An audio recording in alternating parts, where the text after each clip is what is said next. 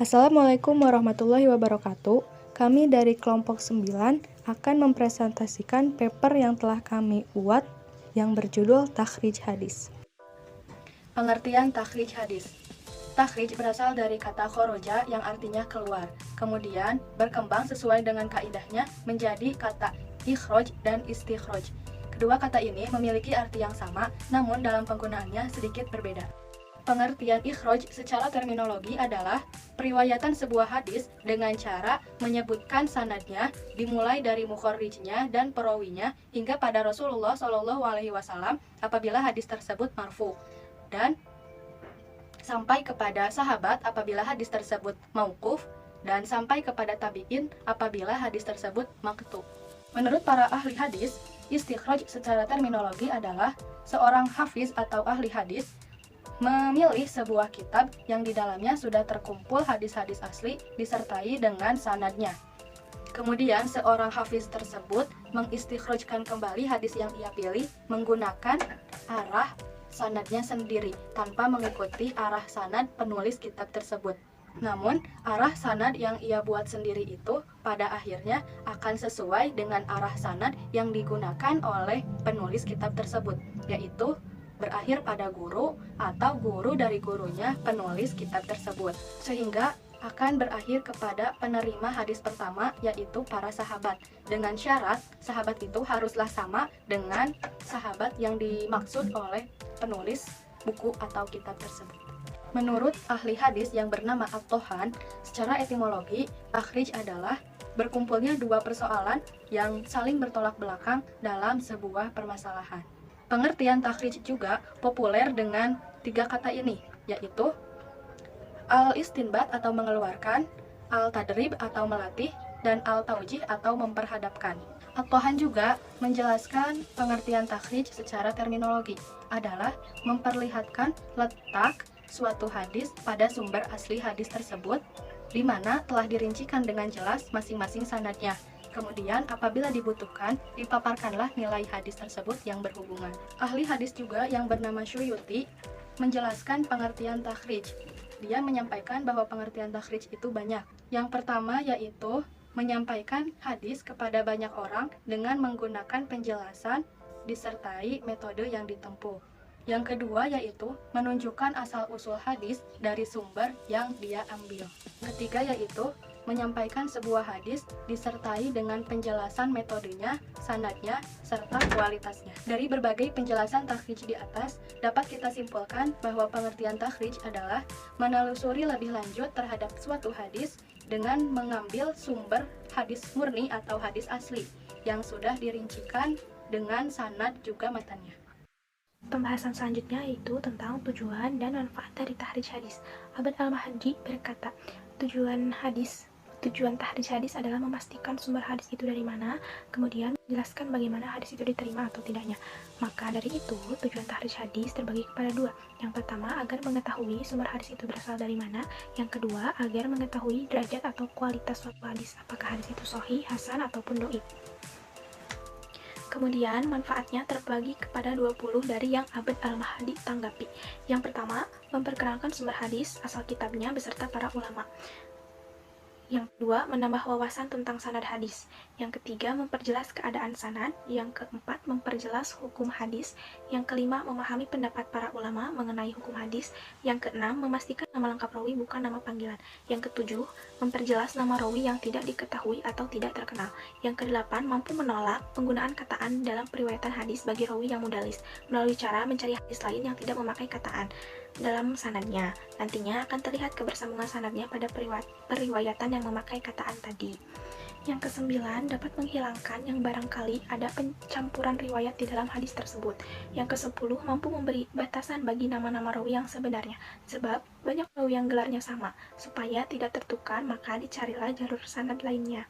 Yang ke-11, mampu mengetahui periwayatan seorang rawi yang rawinya itu tidak ditemukan dalam satu sanad. Kemudian yang ke-12, mampu mengetahui kalimat asing yang ada pada suatu sanad. Yang ke-13, dapat menghilangkan kerancuan hadis atau yang sering disebut dengan syadz pada suatu hadis dengan cara membandingkan riwayatnya. Yang ke-14, membedakan hadis yang susunan sanadnya dirubah atau sering disebut dengan hadis mudhun yuraj. Yang ke-15, dapat mengungkapkan kebimbangan dan kelalaian seorang rawi pada saat meriwayatkan hadis. Yang ke-16, dapat menyingkap hal yang rawi lupakan atau kata yang ia hilangkan maupun yang ia tambahkan pada saat meriwayatkan hadis. Yang ke-17, mampu membandingkan periwayatan yang secara lafaz dan secara makna. Yang ke-18, mampu menjelaskan kembali tempat, waktu, dan kronologi secara makna. Yang ke-18, mampu menjelaskan kembali tempat, waktu, dan kronologis pada saat turunnya hadis.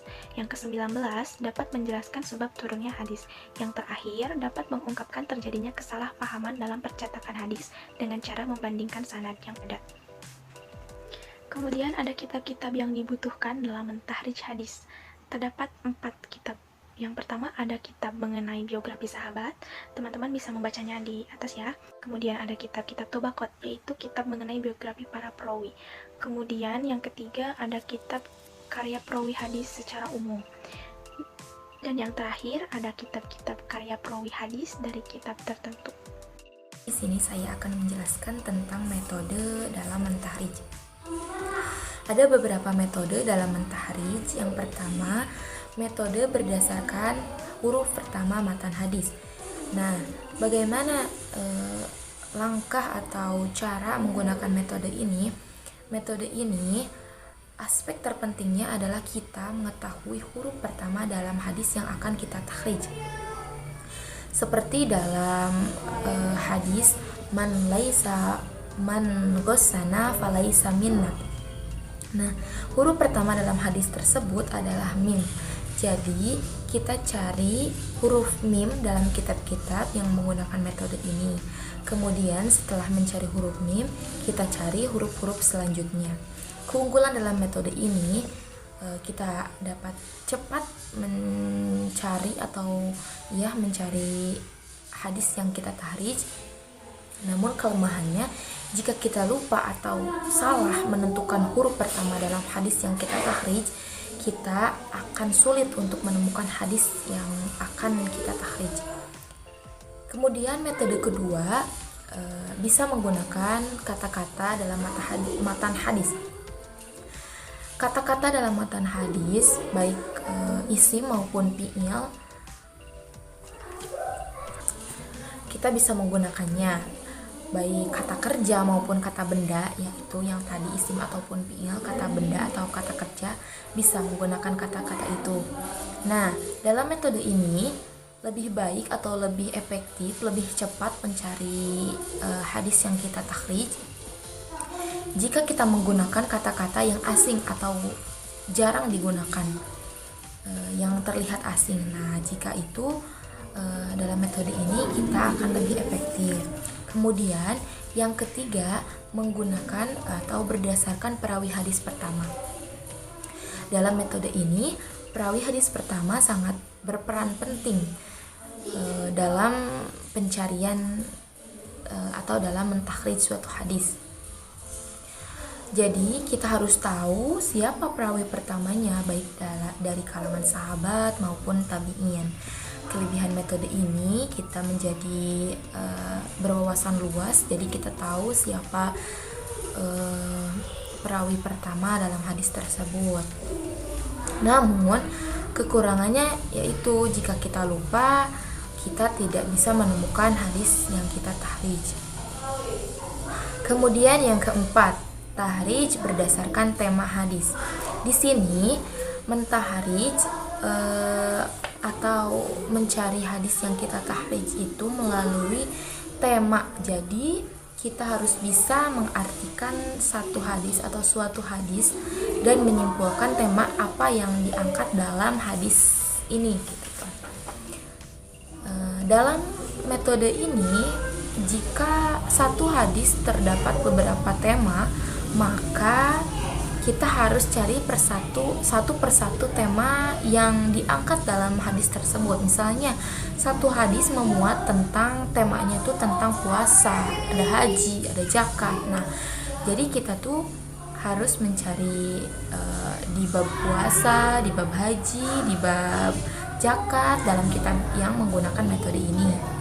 Kemudian metode terakhir dalam mentahrij atau metode kelima adalah mentahrij berdasarkan status hadis. Nah, status hadis di sini contohnya, misalnya ada sebuah hadis, nah statusnya itu adalah hadis qudsi atau hadis masyhur atau hadis mursal atau hadis-hadis yang lainnya gitu. Jadi kita tuh mencari atau mentakhrij berdasarkan status-status hadis yang gitu. Nah, ulama-ulama hadis menyusun hadis atau ulama-ulama hadis sering menyusun hadis berdasarkan metode ini karena metode ini adalah salah satu metode termudah. Kenapa dikatakan mudah?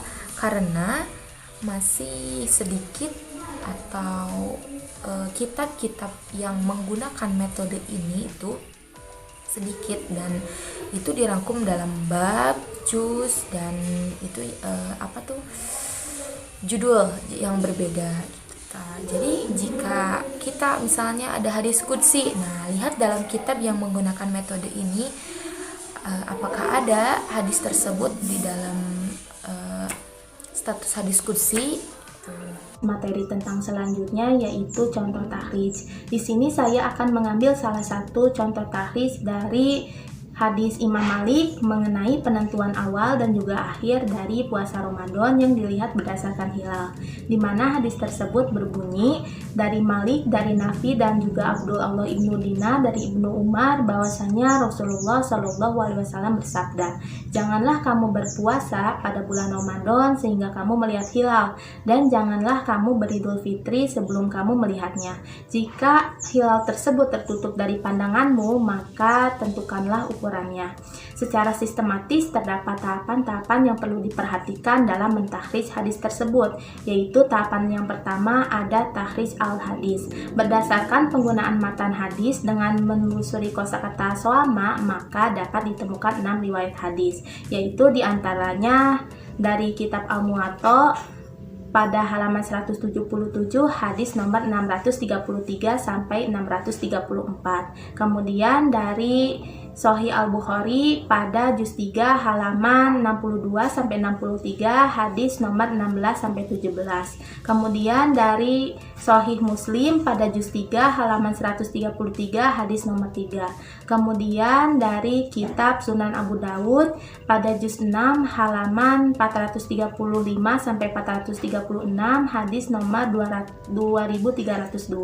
Kemudian dari Sunan Al-Nasa'i pada juz 4 halaman 108 hadis nomor 2. Kemudian yang terakhir yaitu dari kitab Musnad Imam Ahmad Ibnu Hanbal pada juz 2 halaman 337 hadis nomor 5294.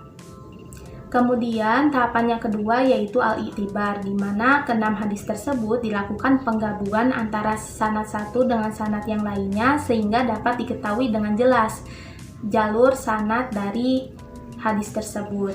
Begitu pula dengan perawinya beserta periwayatannya. Kemudian tahapan yang ketiga yaitu ada tarjamah al-ruwat dan naqdu al-sanad.